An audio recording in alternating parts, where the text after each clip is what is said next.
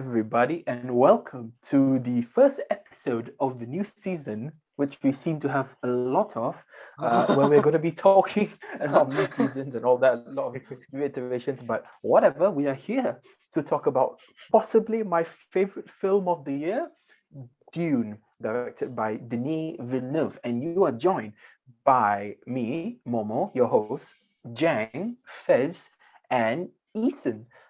Mel will not be joining us today because she has something called exams and assignments and that whole shebang. But hopefully she'll be here for Eternals and Hawkeye. And without further ado, let's get into the thick of it of Dunk. I know what Fez thinks of Dunk. I know what Jang thinks of Dunk, but I have no idea what Eason thinks of Dunk. So, Eason, could you just very generally give your thoughts about Dunk, and feel free to go as spoilery as you wish. Dunk. Wow. Thanks so much for the intro, man. I think Dune, personally, I would summarize it as exhilarating prequel that is confusing yet interesting at the same time. Hey, okay, good. We have someone positive on Dunk. I was scared about that because I know, because I was sitting next to Fez during Dunk, and when the film ended, I was extremely sad to when she summarized her reaction. I was like, oh, that's sad. But please, Fez, enlighten our listeners and our other panelists. What went through your head as soon as Dunk ended? Look, when Dune ended, look, it's technically overall it's technically a great film, like in terms of acting, set, CGI. It's good, but for me it's just the storyline, which I found extremely weak and boring. I'll get into that later. But if the storyline was stronger, I would have been raving it up like you guys. But it's just a storyline that disappointed me a lot. Then we'll move on to the next lukewarm person, Jang. What do you think? I thought it was okay. Like it felt like this was where Star Wars got its inspiration from. This is where it all started, but this, I don't know, it just didn't land well with me. Like I could see what they were trying to do, but I was trying to get on board the whole time, but I couldn't really get on. So so like yeah, it was just all right for me. And my thought, what is it? So I've watched it twice. One on the largest screen in Britain, as they call it. One on HBO Max, wink wink. Because I had some free time yesterday and I was like, why am I watching Bob's Burgers all the time? I think I watched Dunk just to refresh. And I was a bit scared because I thought, the first time I'm watching it in this giant IMAX screen, booming sound, great visuals and all. But I'm happy to report that I think I loved it just a bit more because I managed to pick up on a few things here and there, and subtitles helped a lot, especially in some scenes. That's one. And two, besides, the grand spectacle, I think the storytelling here is exceptional. I know Fez and Jang were a bit lukewarm on certain aspects. They weren't hooked, but I'm happy to see that Eason is. And I think that, upon reflection, it's really about the intrigue, if that makes sense. If you're curious about, the world unraveling, the whole, where do these houses fit? You have I don't even remember the names of I'm gonna call them the witches who can use the voice. You're interested in where they fit in the puzzle. You're interested in how the emperor fits into his whole scheme. What's he planning? And I think you're attached to, the fate of Arrakis. When I was rewatching it yesterday, I was like taken aback by how powerful that opening scene was. Zendaya's first line, "Who will our next oppressors be?" You're like, oh wow, that's really powerful. And I could go on and on about how great some of the lines are in this movie, especially the, "I must not fear, fear is the mind killer." You just go, wow, that's a good line. But there are some like a bit hokier lines, like desert power. Like I was like, that's funny. Like, really, desert power? That's the best And you could do. spice. But All the yeah, but spice. I don't mind this constant reference to spice, but you're endeared to the fate of the Fremen, House Atreides. They're just good people, and they never really go over hammy with the characterization. It's the small things, like when Oscar Isaac decides to risk it all to save those people. You're like, oh, you guys are good folk, and his relationship with Stilgar. So I think it's just the unraveling of this huge tangled web. I was just like enthralled throughout, and the world is just so rich that you just want to sink your teeth in. And yeah, I'll pass it to Eason if he has anything to add. Yes, you know what it feels like to me? It feels like Game of Thrones if it was shot in a movie. Like Yeah, so yeah, it many does. universes are tied together. And Yeah. I think it's a really ambitious way of them doing it, trying to put everything as a prequel. And I think that if they did it as a show, I think it will have a better effect. And that will give more depth towards Yeah. each country's richness in terms of culture and languages. I think they should make it into a series, man. Yeah, I do agree with Eason. I think that this film was trying to say too much. If this film focused on like one message or one thing, it would have been better. Or he made a really good point. If it was a TV show, I think it could have been better. They had more time to spread everything out and to say more things. So yeah, good point, Eason. Yeah, I know, right? I think, but out of all, I think I agree with Momo. The one that I like is the Ben Kennedy, the talking, that one is so awesome. The one with the veil, right? Yeah, controlling from the shadows. Like that's imagine if they decide to overthrow the emperor, and like, I'm quite surprised to see how it goes. But my bet would be on Ben Kennedy would be the one that kind of changed the whole power dynamics. If you get them on their side. So your team witches, I guess. No wait. Team Witches, I think. Yeah, I think they'll be me. No, okay, their name is the Benny Gesserit. This movie has a lot of weird names, Benny Gesserit, Duncan. Yeah, it's so hard to pronounce it. Yeah, if you ask me to name every single character, I'd be like, who? I think I could get Paul. That's the most important one. But so Fezzz is team TV show. Eason is team TV show. I am still team movie because I see the Game of Thrones comparison. You have all the different houses. But for me, I'm thinking Lord of the Rings, and the ending of this film reminds me of Fellowship of the Ring, where, just buzzing with excitement about seeing where the story goes next, that. But I guess Lord of the Rings ends on like a nicer, optimistic note, a beautiful, like, oh yes, the friendship of Sam and Frodo and the fellowship's bond, that great last line, let's go hunt some orc. Oh, it just makes you go like, yeah, let's go to the second one. And I felt the same way here, when Zendaya says this is only the beginning, and you get that great shot of everyone walking to the desert, of course, with that Fremen who's riding the worm. I was just like, oh, that's exceptionally cool. So when the movie ends, it's just like buzzing, like, give me the next one. I don't care. I'll sit in this theater more. So we have one for, and of course, when you're talking about movie, the scale of this, you're not gonna be able to truly experience Dune unless you watch it in an IMAX screen, because it might be one of the best IMAX experiences I've had. So I'm gonna pass it to Jang just to round us off on this debate of Dune in cinemas, or do you think it would have been better served as a TV show? I actually do like it in the cinema. Like I watched it in IMAX and it was very, very nice. Like yeah, there's a few parts was slow, but like during the space scenes and like just so many scenes were just amazing in IMAX. So yeah, I do like it as a movie, but to me it's just kind of the pacing was a bit weird. So like some parts were and some parts got a bit bright. I think and they skip a lot of parts as well. It's like no context. I was like, what's going on, man? I'm so confused. Yeah. That's why. So like because of that, like IMAX was good, but like and it does need the IMAX to really show it. Like on a TV, it's kind of like oh no, we kind of lost a bit of that. So yeah, definitely movie. Hey, that's in the words of Josh Brolin, who's also in this film, who I can't unsee as Thanos, perfectly balanced, as all things should be. But, now we've got into our general thoughts. Let's just go into the negatives. My favorite part. Oh, no, I'm gonna give you the floor. Why not? You can start us off with your negative. All right. So, as I said in the general thoughts, for me personally, the storyline was just really weak. It's because they were dragging too much on the world building. It made the movie feel so long.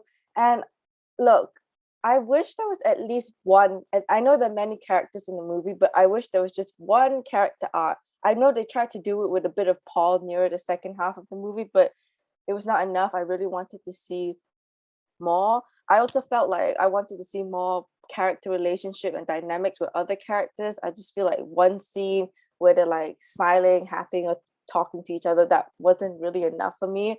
I particularly really wanted to see Paul and his mom, like more of their relationship and bond, because they are having most of the screen time. So I would really like them to explore it more so I can root for them more when they're in trouble or something like that. Look, I do like the curiosity that the film was trying to build. I love that you're curious to know like what's happening or what the emperor is trying to do, but I just felt like it was just so incomplete and it felt really annoying. And I love the political messages in this, which I'll get into my positives, but I feel like there were too many political messages. If they just focused on one, then it would have been really strong and great. And to round off my negatives, the dialogue. Look, sometimes it's so, I think Momo, when we were talking after IMAX, I think you described it best. Sometimes it was just so Shakespearean. It was just too complex and it was so flowery and the weird names. I wish there were subtitles too but I just couldn't get some of the dialogue. I just couldn't get. But that's my negatives. Okay, that's quite negative. When you said dialogue, I wasn't expecting the Shakespearean bit because I absolutely love that. It gave this whole tale that kind of otherworldly feel. When you're talking about bad dialogue, for me, it's just that desert power line is just so funny. Like, what, really? Sea power, light power? Sea power, land power. What else? Space power? What the fuck? Just like that's so hammy. But I have two negatives that really stood out to me. The first one is the character of Dr. Yue, the guy who betrays House Atreides, because I thought that was just so flat.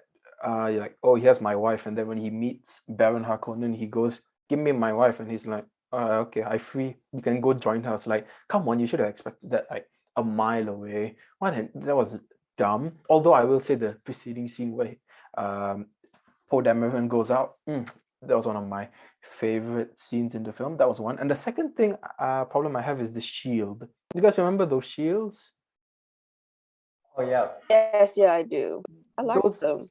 I didn't. They're like so useless. Like if you have a shield, but you still can get hurt. Like I didn't see the point. Like okay, so they just go very slowly, so you have that little time to reflect. I'm like, really? Well, it just didn't seem completely utilitarian to me. So those are the only really two things that stood out to me. Oh, and the third thing I guess is the Emperor. I feel like I would have loved to see the Emperor at the very least. And whoever they get for the second film, which is official and coming out in 2 years, they're gonna need someone really good. But I have full faith in the director Denis Villeneuve.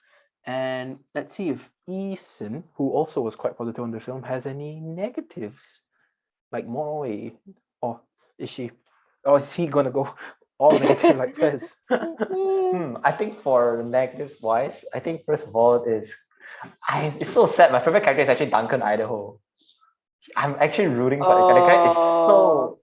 First of all, he's Jason, man. I mean, like, dude, that guy. It's like he's so pro, man. I think he's like the only guy that can fight, and I really love him.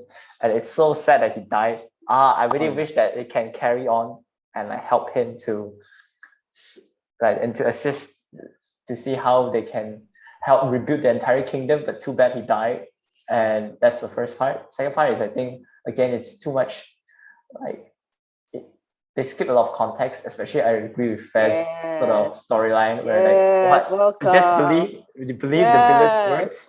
So dumb, high disappointment. I was like, wow, so gullible. Wow, like that. It's like those like kids like you just got reached out by a stranger and said, "Hey, I give you candy, follow me back home." Yeah. Oh yeah, sure. Not thinking about the consequences at all. Just follow all the way. And second is I feel for the dad, man. The dad is actually really good. Like Leto, Duke Leto Atreides. Yeah, he's such a good dad, man. Oh my god, the perfect dad, man. It's so sad that he died. I just want to say about that. It's so sad. And I think Negative, he died. I agree. yeah, Yeah, negative, he died. negative, he died. I'm rooting for those that two characters I like, they die. It's like Game of Thrones, man. The characters you like, they die. So I'm not gonna root for anyone the next time, man. That's all I gotta say. So just curious, would you trade? I can't remember who said this. I think it was a mutual friend who said I would trade the mother and Thanos, Josh Brolin, so I could get Duncan Idaho and Duke Leto Atreides back. Would you make that trade? Get rid of the mom and Josh Brolin for your two Yeah, favorite I characters? think definitely. I would give up that trade for them. Man. The same. The dynamic trio, man. Oh my god, yeah. Can you imagine just Duncan Idaho accompanying him? That would be I would watch that film. But alas, he had to protect him, although they all could have gone through the door, but I digress. But yes, Jang, what negatives do you have which you alluded to earlier about the not hooked? You guys mostly covered the stuff that I found negative. But another thing that I was thinking about is that they try to make a big world, but I don't know why it just doesn't land nicely, like with Avatar and like Lord of the Rings and all of them. Like yeah, they've got like a bigger universe, but I don't know why for Dune it just didn't feel it felt big. Definitely it felt big, but it felt like too much too fast. Yeah, You get yeah. what I mean? For those Yes. that read the books, probably made sense. It was so easy to understand. But I think maybe if I watch it like maybe a few more times, I'll get it. But I felt like they gave you too much information, Yes, like exactly. too fast. Like maybe if they just focused a bit more and like not so like, oh, the emperor asked us to do it. It's like yeah the emperor, but later, not so much information at one time. Please, my brain very slow. So like yeah, that was another thing. Like just if they dialed back a bit on the speed of of how they were telling the story, I think that would have helped a lot. Yeah. Maybe they should have slowed down on the spice. I have no idea, but now is the part Slow where down we on the begin. spice. Okay, we're talking about negatives. I have a fourth negative, I guess. Wow. The textbook exposition was really not poorly done, but you're like, okay, we just got to get this out of the way. We're like, the Freeman walk like this on. I mean, it makes sense in the context, like they're about to go to a new planet, so of course he'd be reading up, but the way it was narrated was just really funny. So I was thinking, like, how if J.J. Abrams directed this film, J.J. Abrams is known for like his frantic pace, like how nothing ever stops. So I was thinking on my second rewatch, like if J.J. Abrams directed this film, they would probably be running, and then you would have Paul going like, "Oh, I read this in a book, so you gotta walk like this in the desert to avoid the sand while the action is happening." So that's what I was thinking, like, that's how J.J. Abrams should have done it, but obviously you wouldn't get the. Obviously, J.J. Abrams doesn't know how to end the film, in the Rise of Skywalker, but that's a discussion. How about Michael for another Bay? time. How about Michael Bay Oh, was God. directing the entire film? So Everything will be explosion. I mean, Everything will explode, Let's go out literally. and sandworm. Sure. I mean, literally, that's what I thought when, the bombs, when they're taking over Arrakis and that bomb goes into the shield and it just explodes. I was like, oh, Michael Bay directed this. Holy shit, that's bright. Oh, but oh, God, was it beautiful. Very nice, very beautiful. So, yeah, I feel like we're treading into positive territory a lot, but here we go. I think I shall start us off. Like I said, the world building, just getting to know the story, but just some random thoughts. I got a lot of Empire Strikes Back vibes in the beginning, like when they're about to leave Arrakis. Not Arrakis, I can't remember the name, their home planet with all the nice greenery. Because you just know something bad is going to happen, just the impending dread. Honestly, I just love most, if not all, of the scenes, how they were plotted throughout. I never felt the pace of the movie was slow personally, but I did feel that some scenes really picked up the film. For me, it was the Interstellar-esque docking scene. That was the moment I knew, oh, this movie is about to be really special.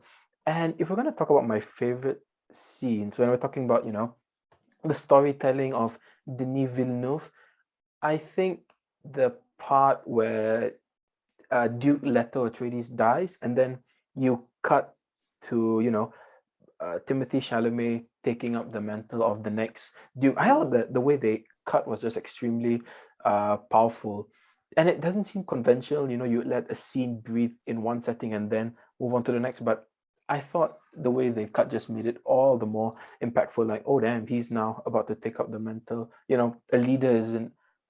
No one chooses their leader. Leadership, they're called to it. I can't remember the line at the beginning, but yeah, I could go on and on and on. I love the villain. Just that Stellan Skarsgård reminded me of Flying Denethor. around. When he's eating the chicken, like, oh, I was like, oh wow, that's some Lord of the Rings vibes. But yeah, I love, love, love, love. But I'm gonna give it to Fezzz first, the most negative on the film, I guess. What did you love about this? And you can't say Timothy Chalamet. Oh man, that was half of my positives. How did you know? Like I said in the general discussion, technically it really is a good film. Like I have to start out with the acting. I have to say at least the acting was really good from everybody. For me, my standouts were Timothy, Rebecca Ferguson, and Oscar Isaac. Those three people, they really stood out with me for the acting a lot. Like I said, also in my negatives, I love the political message of, I guess, colonialism and I guess fighting for wealth and power. I really like that a lot. Midway also, I really like how they changed the perspective and they changed your perspective of the characters halfway. So in the beginning, at first we thought that Arrakis are victims because they're being affected by, apparently the planet is called Caladine, like the hometown, because at first apparently, yeah, so in the movie, as we see at the beginnings, and they're explaining how Kaladin is taking all their power. At first you would see that Arrakis is, I guess, the victim, but then when Paul had his I guess future predictions in his mind, it showed that actually Arrakis is gonna colonize in the future and they're actually gonna take over the whole universe. So I like that it changed my perspective halfway. I thought that was kind of clever. I also do like Paul's vision in the movie, especially I just feel like it's kind of foreshadowing what's gonna come next in the future as well as future movies. Again, I love the CGI. I know Momo hates the shield, but I love the shield. I just thought that was so cool with the CGI is fine. I just don't see the point of it if you can die. I guess, yeah. But it's just so cool, they stab and then you get glitched. I thought that was so cool. Maybe if it offered more protection, if it was actually a shield. When I That's have a true. shield on, I don't. That's I don't want to true. die if I have a shield on. Like, oh, I put on a shield but still died. But I guess what's his name? Baron Harkonnen was saved when he put on the shield. He didn't go with everyone with the gas. But sorry. I love the music. I thought Hans Zimmer did a great job. Especially he used a lot of percussion and the choir. It sounded very spiritual, which I like. Okay, look, some of the dialogue I did like. Okay, Momo and I, when we were after the movie, we were talking about our favorite lines, which some of them were really cool. Okay, I liked it. So I think near the end of the movie, the guy, I can't remember the character's name, but the guy was kind of telling Paul something along the lines of killing another life means taking your own, which is kind of foreshadowing what's happening, what will happen in the future, which I like. And Momo mentioned this after we watched the movie. He we really liked the quote, "Fear is the mind killer." I thought that was so powerful and reflecting the whole film basically about how the characters are fearful of what's gonna happen, And I also really love the beginning where who said it? Does anyone know the beginning where before the logos even appear, it said dreams are messages from the deep. The deep. Well, I literally thought I would love this movie because of that strong opening. I thought, wow, that's really reflecting the whole film. So I love that a lot. To round it off, I love the cinematography. It's quite hard because Dune doesn't really have a lot of bright colors. It's mainly just browns and grays. But Dennis did a really good job with the cinematography. He really made the characters stand out in this, I guess, vast environment. So yeah, he really did a good job in the cinematography. That's why it looks visually amazing. Yeah. No, actually, the cinematographer for this film is Greg Fraser, who's doing the Batman, if I'm not mistaken. Yeah, he's doing so yeah, expect a lot of dark visuals from the Batman. But yes, Eason, please give us your positives as well. Yes. I think for the positives wise, I love the fact that they kind of show you the vision first, like Fezzz said, and they kind of slowly reveal what's the entire picture. And maybe the vision is might not be the one that you think it is. There might be some hidden elements inside it.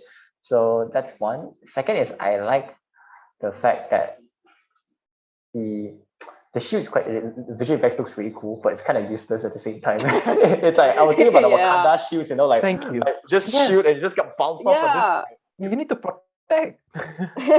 Protect. So I think protect. I think it's quite interesting. Positives as well, of course, it's the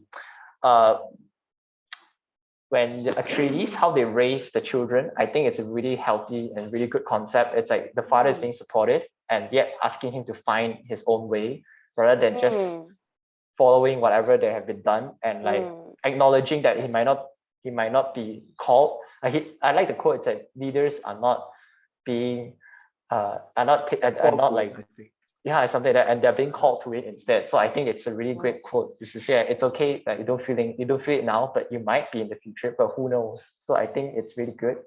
And of course, the sound effects really give kudos to that. Even though I was watching it torrent, please don't hate me for that. I torrent it online, and then I wasn't watching it like somebody on IMAX, with the HD voice. I don't. 4K.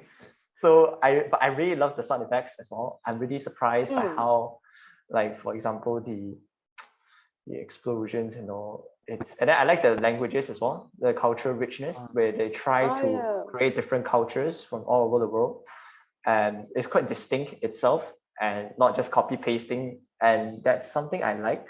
Out of the actors, I would prefer Duke Atreides, the original Duke Atreides, for the record. Yeah. Yes, so I really love it. That's my character and actor as well. And my favorite visual is when they are when he's doing the fight with at the later end to fight for the leader position, because the guy invokes some law that he's gonna fight to That's death. a funny scene. Yeah, that's so sad and funny at the same time. Hey, no yielding, bro. I ain't gonna kneel, bro. you got stabbed. So yikes. So I think that's something I like. Favorite piece of tech. At the end, I think I would still get the shield, but I just want to deviate a bit. I would love to learn how to do the spell thing, like just gonna command others and just gonna do what you say. That's really cool. So yeah, I really like it. The only thing I have to ask you is a simple question. So who had better parents, Paul Atreides or Shang-Chi?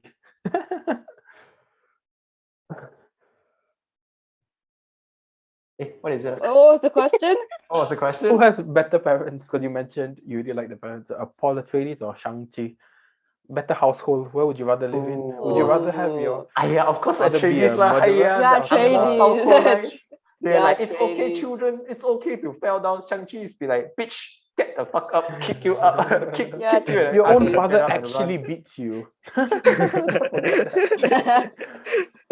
If you happen to be a female-born member of the family who looks too much like your mother, your papa won't talk to you. So yeah, as much as we do like Wen Wu, he's not the best father. Quite a dick actually. But yeah, Fezzz, you had something to add? I just want to point out Eason's point on the language. I thought, the language was really cool, especially like when they use sign language. I felt like that built the suspension a lot. I just wanted to add that. That was really cool. Hi, Hulu. Jang, do you have anything to add about the feminine? Hi, Hulu. Hi, Hulu. Hulu.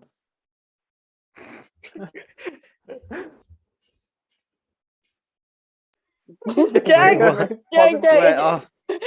Lagging. No, I was like, why the hell they're just looking at me? I was like, okay. Yeah, okay. So for me, positives. Yeah, I inhale too much. You need some curry powder.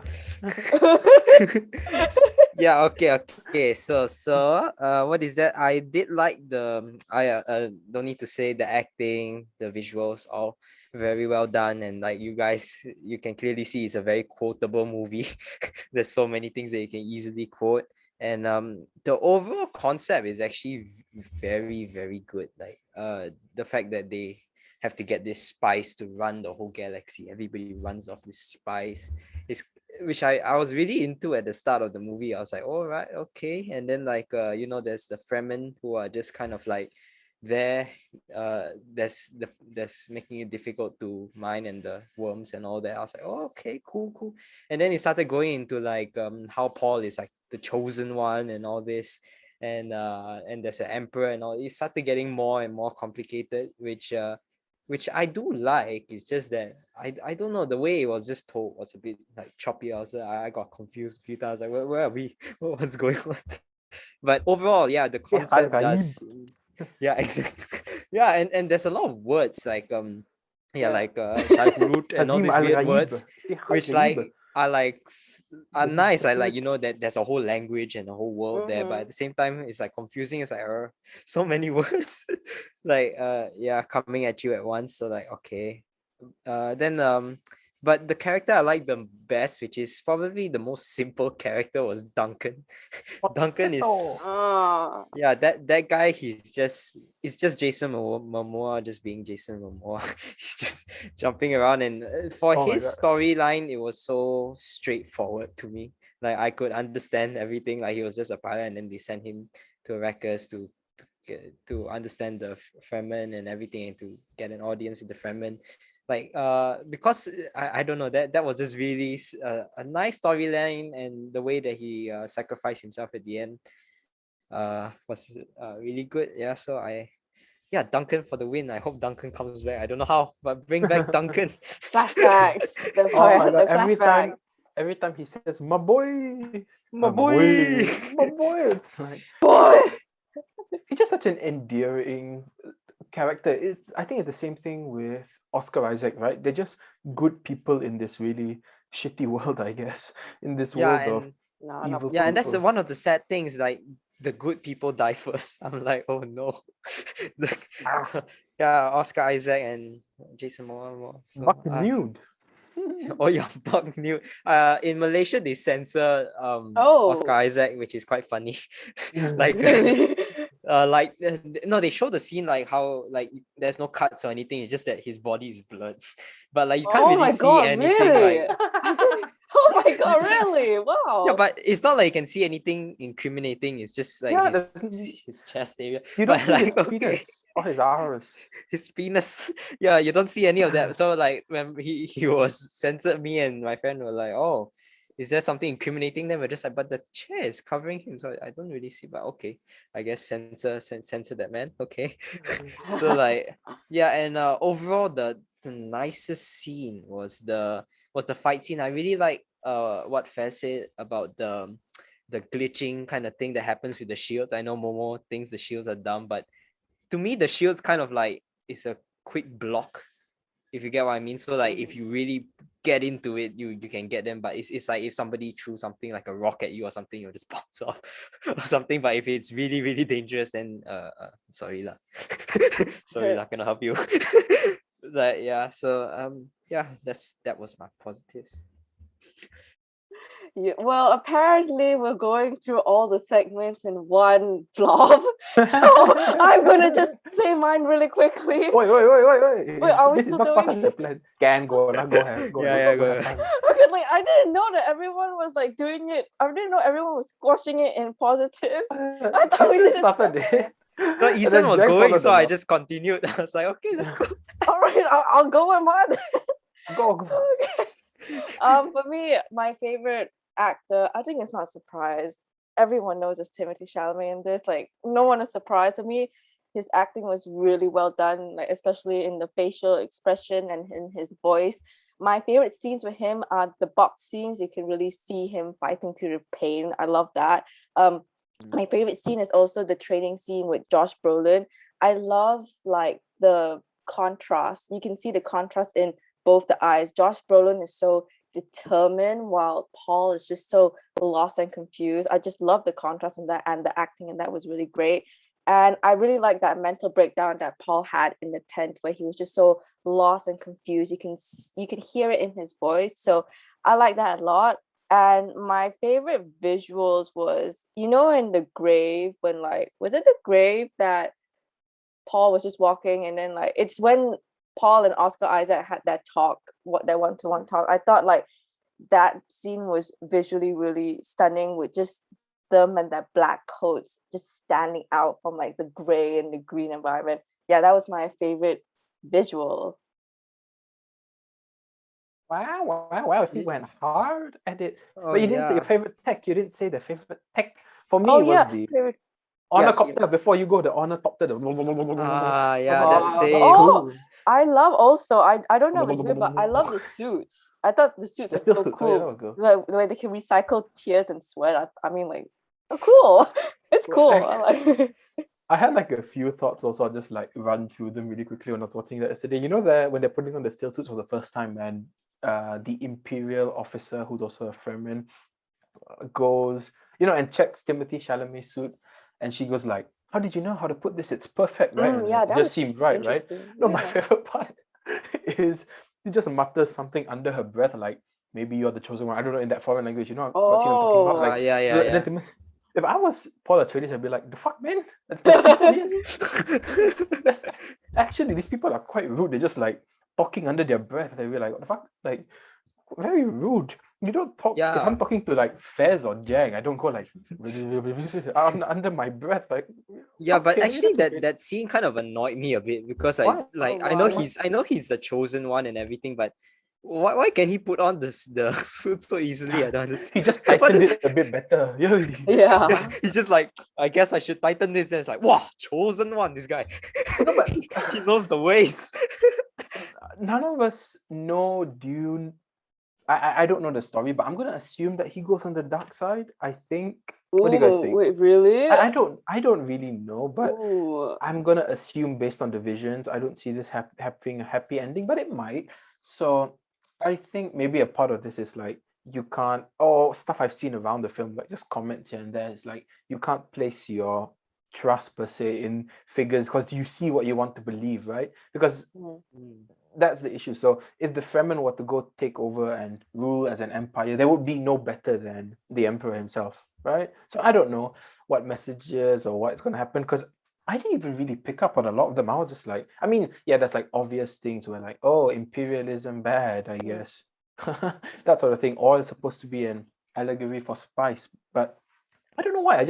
For me, it was because we're only getting one half of the book, right? So a lot of the themes haven't come full circle yet. So I was just in awe of the, characters and the world building. And also, just another note, if we're going to talk about favorite characters that no one's mentioned, I really like the guy in the beginning who was, what is it?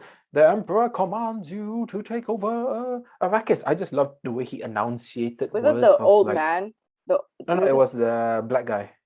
Oh, that guy. Yeah. Who was the emperor guy who was "We are the throne of Arrakis. Oh, okay. We give you from the Harkonnens." I was just oh my god, I just love the way you enunciate everything. And also, no one's mentioned Javier Bardem. I thought he was, especially in the scene where they're all spitting at each other. I thought that was great, and I just loved how he carried himself as a leader. And I just like at the end also where he's just so tired with Jarvis. I think don't do this, please. Let's just all go back and sing Kumbaya. And then he's just I'm tired, bro. But I really liked. He just carried himself so well. I have nothing to say to you. Good day. I was that's a pretty cool leader. And also, I love the witch, the Bene Gesserit queen. That scene with the box. The eye acting between Paul and whatever her name was. Oh my god, so powerful! I'm getting goosebumps just thinking about it. When he overcomes that fear and just stares at her intently, and she just goes, "Enough!" I was "Ooh, that's some powerful stuff." And you can hear her voice throughout the film. I think she played the mouse or something "Do not be scared." What, really? Is she really the mouse? I was rewatching it.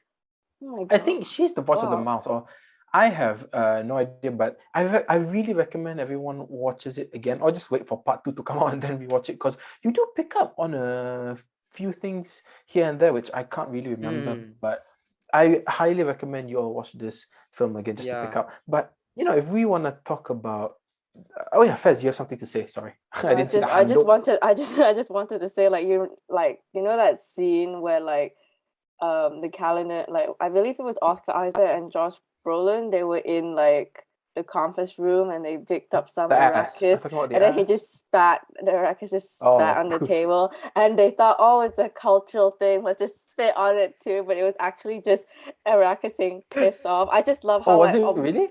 I think so, I'm not sure, but I just I thought, wasn't like, sure. Maybe it would have been, but they were just oblivious to the fact. yeah, I like That's that. I like that they showed how oblivious they were, and I just thought it was quite funny. Yeah, that's what I wanted to add. Yeah, and also do you guys remember the doctor? The doctor Dr. that got Yue. Yeah. yeah, Yeah. he was gonna die. Like Yeah. we Yeah, you clearly could knew he was clearly, gonna like, die. No, agree. Like especially when that guy was floating over, it's just like, oh, what is that? I'll set you free, and then I was just like, yeah, he's good.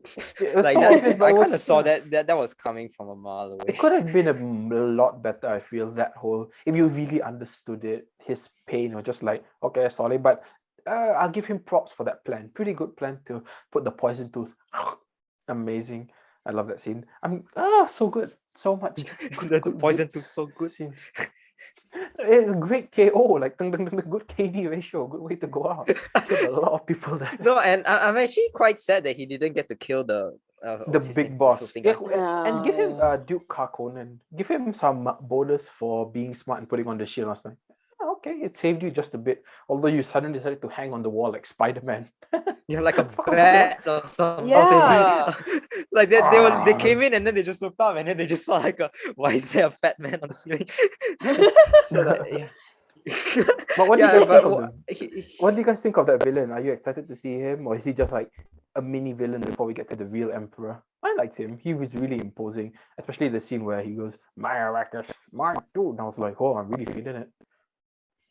Yeah, but I felt he was just very Too big. I know they meant to make him disgusting, but like he got to a point where I'm just like, oh, get off the screen. Oh yeah. Especially when he's eating and he's like nom nom nom. I'm just like, and then everything he's saying, I'm just like, I can't think of anything else He reminds me other of than the fact that Jabba he's just floating. from, like, Star Wars. Yeah, he's like a He Jabba. does, Yeah, right? exactly. So- He's just a Jabba. Jabba is wide. He's tall. He's just No, stretched. He's just a stretched out Jabba.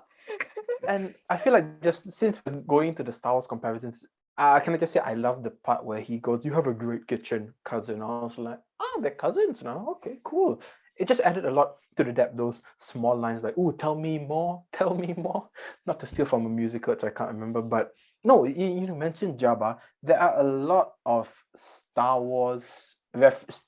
George Lucas stole a lot of things from Star Wars where you're going to go like, whoa, someone should have called a lawyer or something. I'm surprised he wasn't sued. But does anyone have anything to point out that just went like, whoa, Star Wars, bro? No, a lot of the ship scenes, like where they like you know the ships coming in Yeah, and coming down, they felt very Star Wars like, which like I mean they're ships, like like Star Wars was the first one to do the ships, so because of that, yeah, they've done too many ships, so because but the what do you call the helicopter thing, the Firefly looking, yeah, those are really good, and I like the the machine that mines the spice and that plane that comes to pick it up and drop it off. That was all really really good. Like in terms of concept, it's just like damn, very really cool. Very nice. Very nice. That's our bingo phrase. Very nice. We moved on from episode 3 shitting, but yeah, Fez, any Star Wars stuff you thought? Yeah, I think definitely the voice, right? The voice is kind of like the force power, especially also. Holy shit! Like, yeah, when watching Dune, you can definitely pick up all like the influences of not just Star Wars, just other like sci-fi movies. Also, the unknown destiny that Paul goes through, that's very Star Wars-y. And also the sandworm, in the Return of the Jedi, that sandworm, that's also like very Dune inspired also. And actually, that's the Sarlacc pit. um,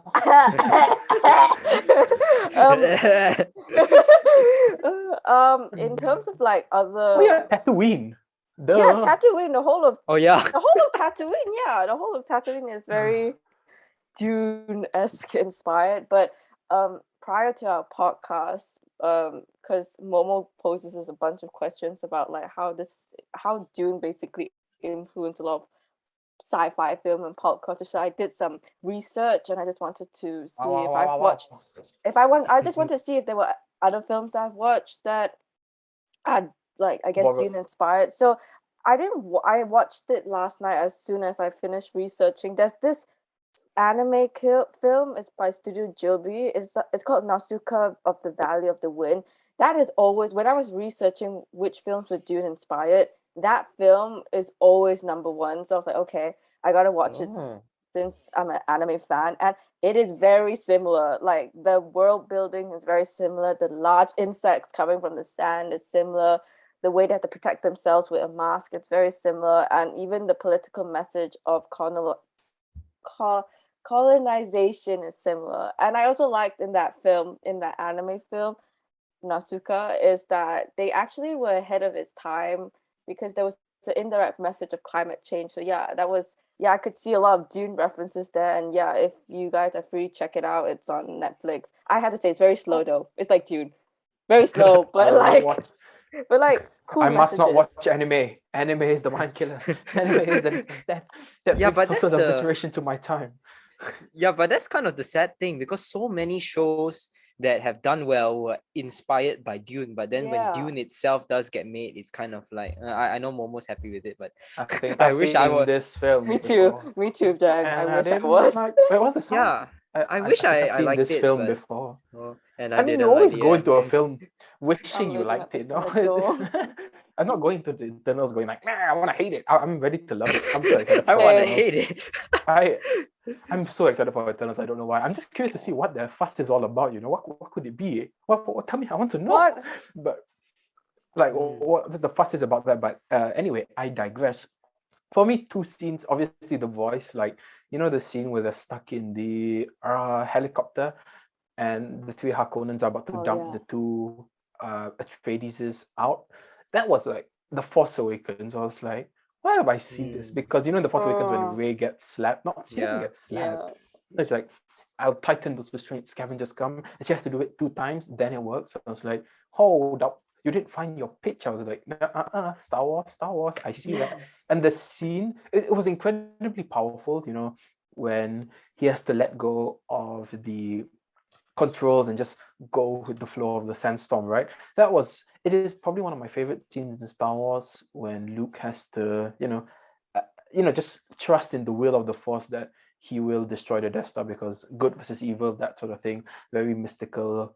And I'll give you that when you said earlier how, Star Wars and other stuff copied from Dune. That scene, imagine if I've never seen Star Wars, that scene would have been like 10 times more powerful, because you're like, oh my God, beautiful message. Mwah. But then literally when that scene happened, I was like, oh, wait a minute. George Lucas, you bastard. Exactly, Georgie, you bastard. But I guess Georgie, Mr. Lucas. Oh my God. George Lucas stole from Japanese movies, World War II. What is it? Dune, and then in 2012 he made $4 billion of all of that. Never forget, he got $2 billion in cash and $2 billion in Disney stock. Oh my God! Easy. It is not worth $4 billion now. I can tell you that. But depreciation. Anyway, I'm not sure. That man is rich. Holy shit! Oh God. Okay, guys, we have to go watch a bunch of movies and steal and then repackage it. That's how you become rich. But I'm not sure if Eason is joining us yet to go, because time zones were a bitch. Daylight savings time is dumb. Can I just say that? So dumb. Yes, let's have that on record. Daylight savings time is dumb. No, just time the same.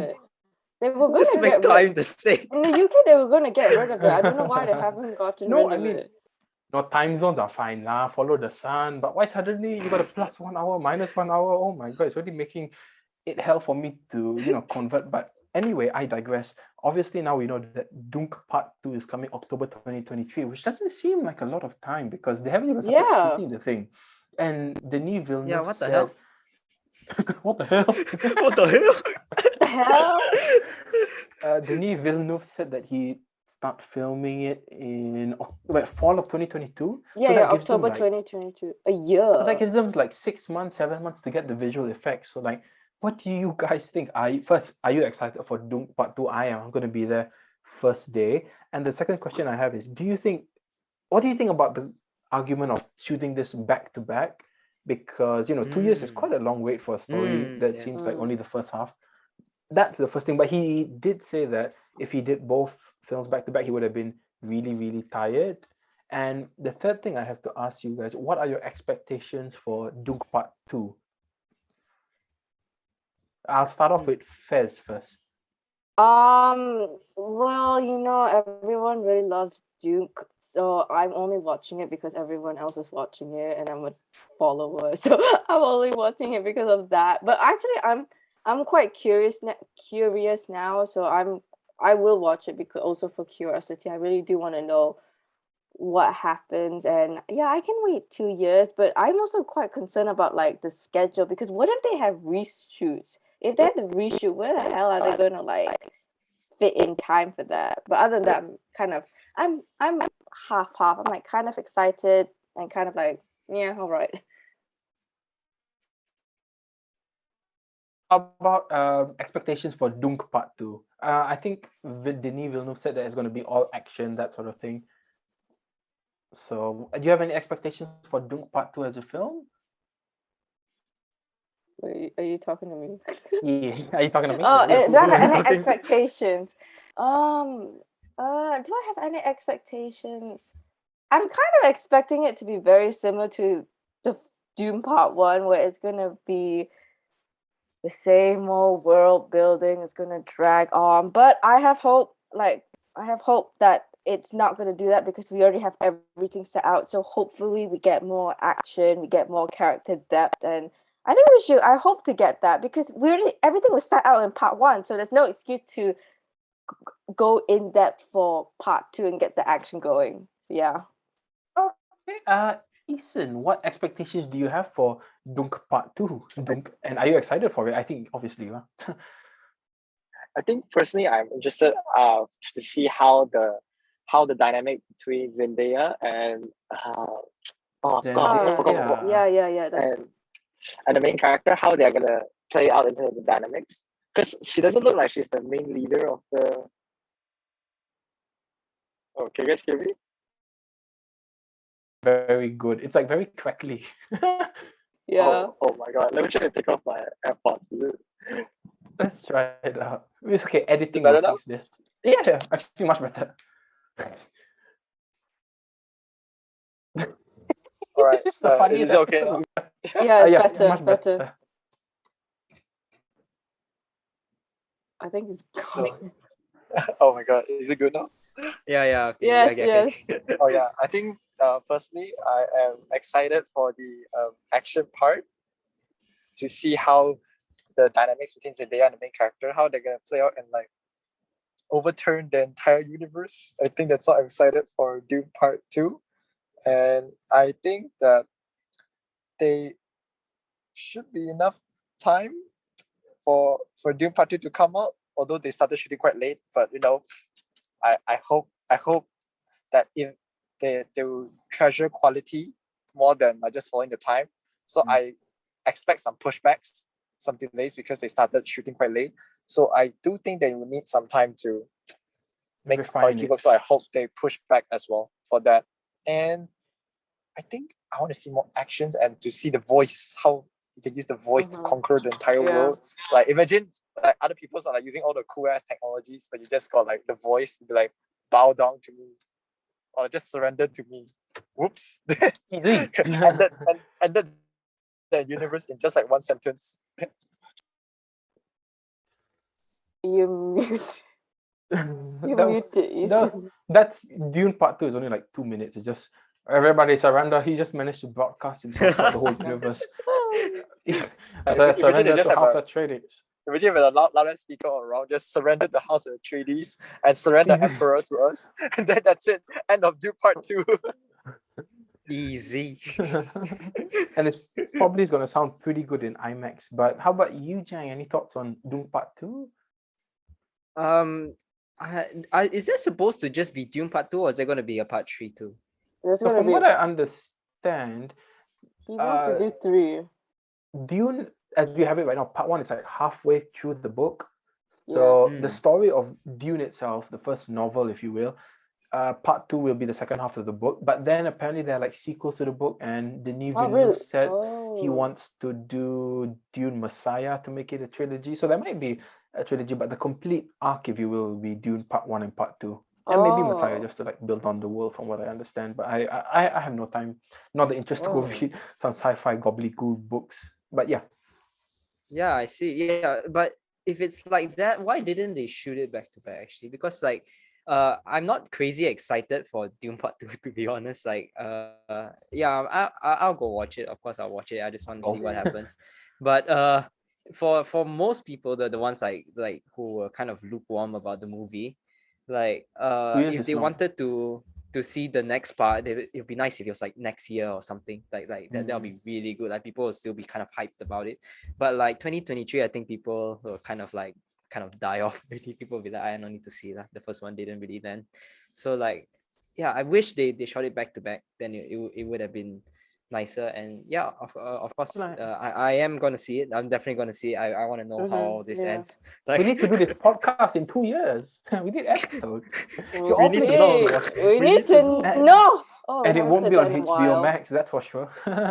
They fucked Oh, up yeah. there. They really fucked up. yeah, I heard Really like their fuck up. box office was only like 35 million, 40 which is not million, I bad. think. I heard 40 it was million. good. Oh. Yeah, I heard It's it quite was good. good. It's the best of the HBO Max releases. Yeah, considering that it came out on HBO Max, very well done. Right?